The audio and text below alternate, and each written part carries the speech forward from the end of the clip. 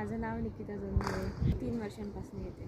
खूप असं डिसिप्लिनमध्ये शिकवलं जातं आणि कोचिंगसोबत मॅनर्स पण शिकवलं जातं.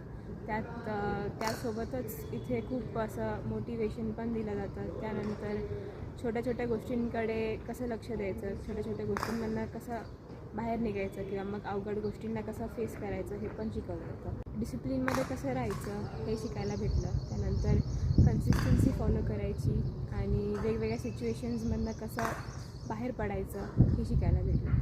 वेळेवरती अकॅडमीला येणे, त्यानंतर वॉर्मअप करणे, त्यानंतर मग सर जे सांगतील ते नेट्स असतील किंवा नेट्स करणे किंवा मग स्पॉट बॉलिंग करणे आणि त्यानंतर कूल डाऊन करणे. डेली प्रॅक्टिसमध्ये इन्स्ट्रक्शन्स देतात, कुठे चुकतं आहे काय ते सांगतात आणि सजेशन्स देतात.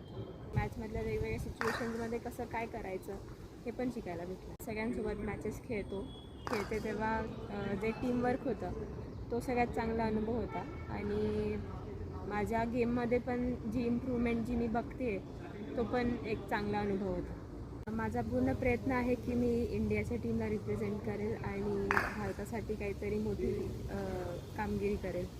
हो, नक्कीच त्यांनी या अकॅडमीमध्ये प्रवेश घ्यावा, कारण की इथे खूप डिसिप्लिनमध्ये कोचिंग होतं आणि चांगलं मार्गदर्शन पण केलं जातं. तर त्यामुळे मी मार्गदर्शन करेल बाकीच्या मुलांना की त्यांनी पण ही अकॅडमी जॉईन करावी.